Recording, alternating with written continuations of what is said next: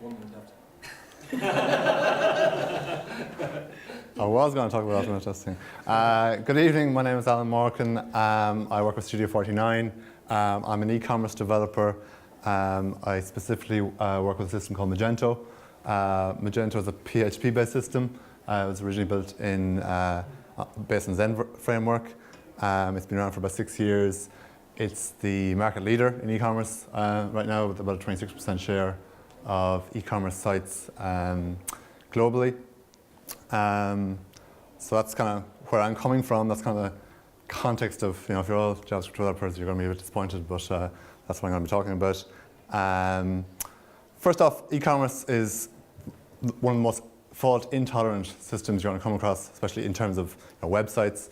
When someone walks into a bricks and mortar store, if they've got a problem, they go up to the till, they go to call the manager, and you'll know about it straight away.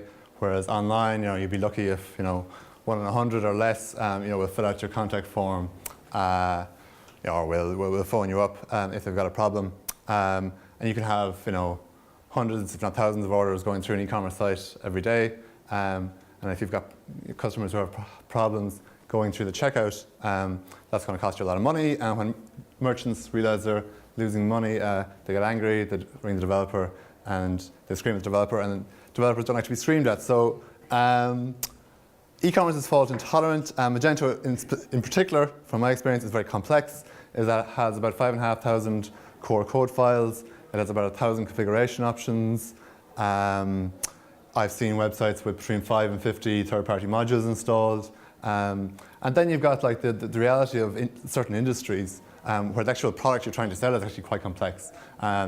So the example I'm going to show you later on is myblinds.ie, is a site we built. They sell window blinds. So you have roller blinds there behind you. They have about 9 different types of blinds that you can buy. They all have different possible options that the customer can choose.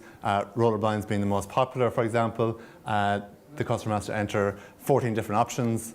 8 of those dependent on each other, and 6 of them affect the price.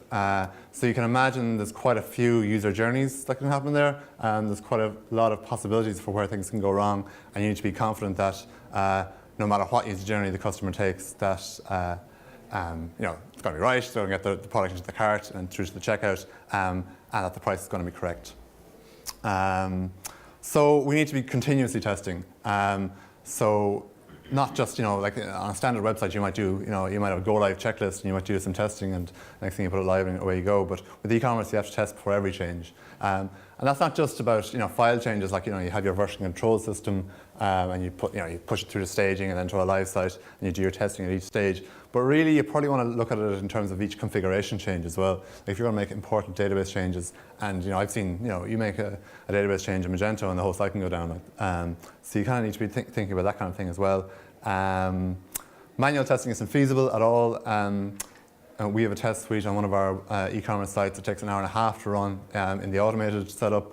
You can imagine if there was a manual tester, it could take 3 or 4 times as long. That's 6 or 8 hours of testing every time you want to make a small change or to run the test suite. So you have to employ someone just to do the testing. So that's not going to happen. And also, they need to be simple and to update and to set up. Like my previous experience with automated testing was with that kind of click and record or record and click kind of scenario, where you press record, you click through your user journey, and replay it whenever you want to test it. But you make any kind of change to the user interface then, and you break your test, and then you have to go through the whole manual process of re-recording your test. So that's not really going to work. In PHP, which I'm talking about specifically, you have 2 main types of automated testing. You have test-driven development and behavior-driven development. Test-driven development concentrates on unit tests. So you're really looking at small pieces of code and the core business logic of your application, and making sure that they are correct in and of themselves, isolated from the rest of the code. That's very useful, obviously, in terms of if you've got a test suite of unit tests passing, you're very safe then to refactor and to evolve your design over time. I'll be more talking about behavior-driven development. Behavior-driven development is really about end-to-end tests or user acceptance tests or functional tests, those concepts. And I think it's probably more useful in the realm of e-commerce, because with e-commerce, or with websites in general, you have a lot of complex interacting elements. You have, you've got your server-side code. You could have Memcache and Redis, and you get all sorts of tertiary services. You obviously have all your JavaScript on your client side. You have all the different browsers. You have your user. There's lots of different things going on.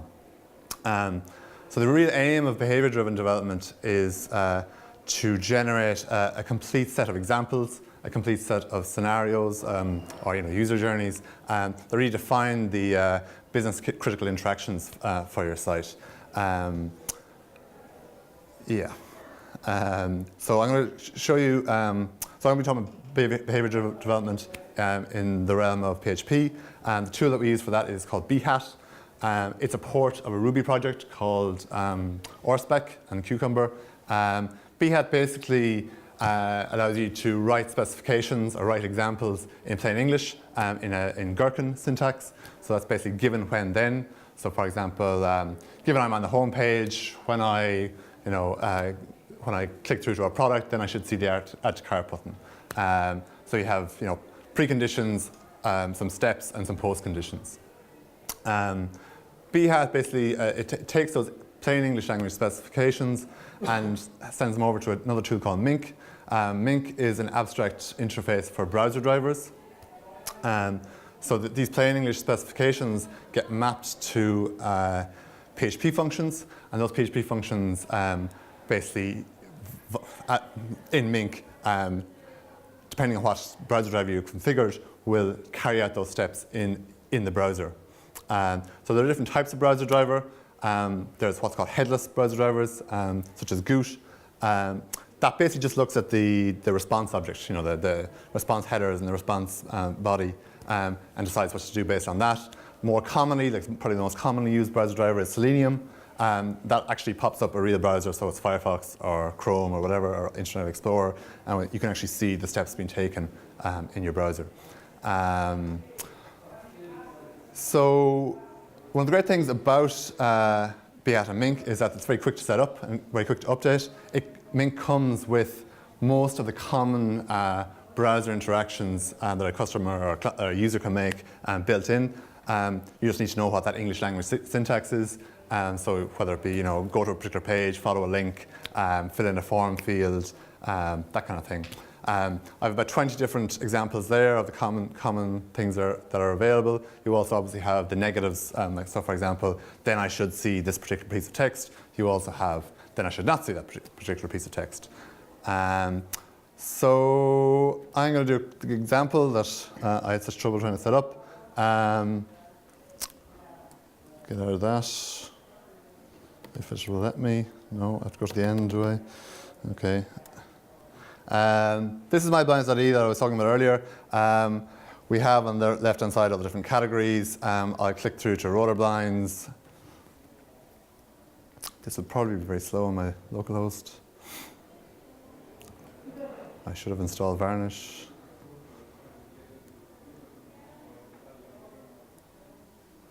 It's not usually that slow. Basically, I'm just going to show you what each of the steps, and then I'm going to show you how you test that basically in Behat. So we have a number of different fabrics that you can purchase down here. I'll click through to Amazon Bamboo. Very pretty. And I'm just going to go through the form. There's a number of different steps of the form. You enter a width and a drop. You choose what fitting it is. Usually you have a number of different shape options. So I'm just going to say straight. And then you have a left side chain, and then you can choose white, and some of these affect the price. And then at that point you can add to cart effectively. So in Behat, that basically becomes the following. We have a scenario here called Rollerblind, and it's all there in plain English. Given I'm on the home page, I go to the URL of the Rollerblinds category page. Then when I follow the link for Amazon Bamboo, then I should be on the URL for that product. I enter all the various pieces of information necessary for the form, and then finally I press add to cart. I should be on the cart page, and I should see a success message. Pretty simple. no coding required, and I'll just get that to run quickly. Am I in the right? Let's make sure I'm in the right place. Bin bhat. So this should pop up an instance of Chrome.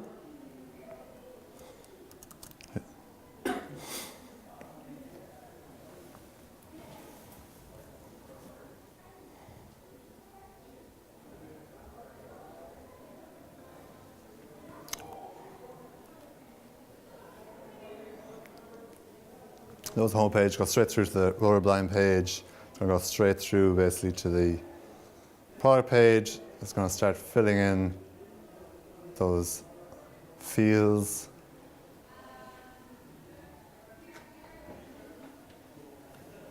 I have this actually artificially slowed down just so you can actually see it. Usually it's a little bit faster.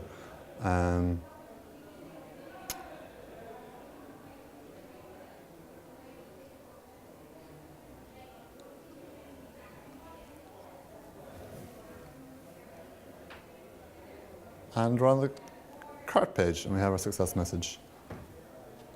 And give that a second. And we have our results in our terminal. So we have one scenario, and 20 steps have passed.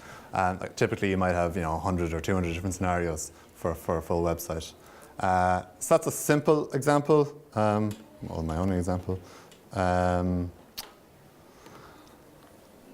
So you can test your website, whether it be a web app or an e-commerce site, without having to write any code per se. Now, there are challenges in that. Like some of the browser drivers have their own limitations.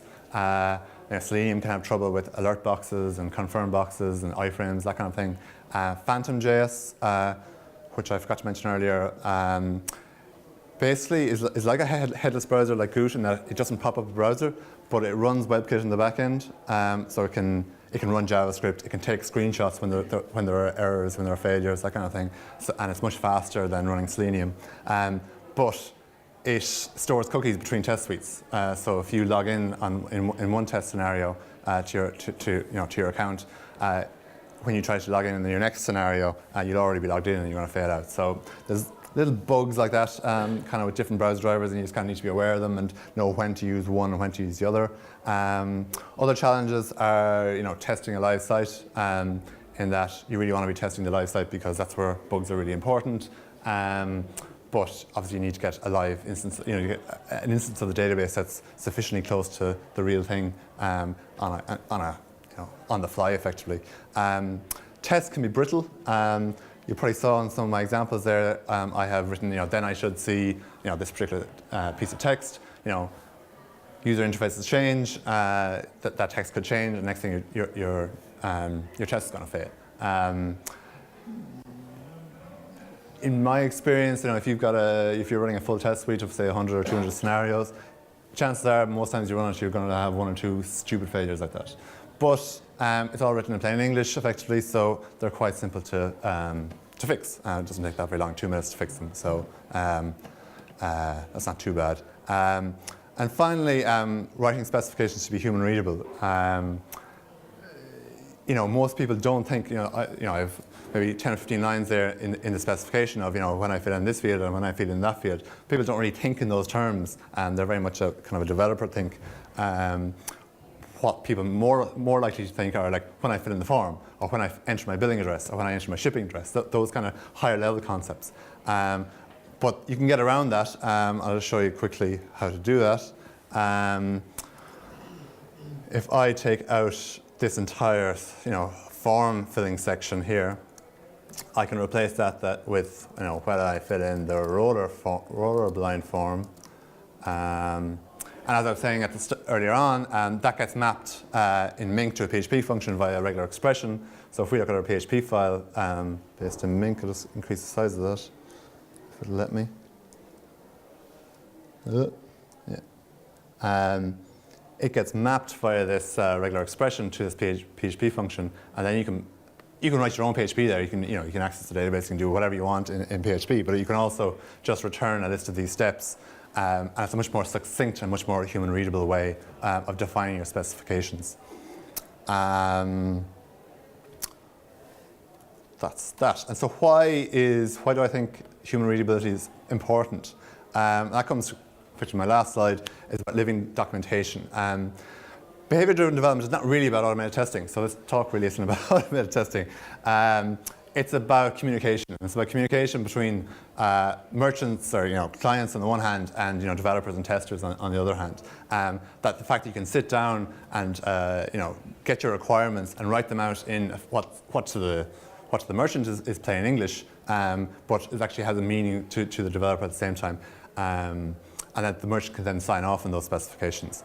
At that point, then, once you have a full list of all the examples and all the use cases for that piece of software, you can prioritize those features, which is quite useful in terms of, say, for a web app, where you've got multiple features and you want to plan your sprints and that kind of thing. Probably less useful maybe in e-commerce where it's a bit more defined up front.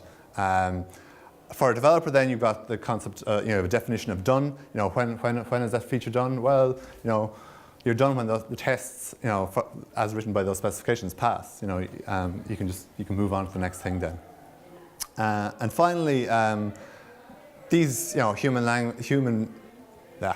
English language specifications effectively become documentation.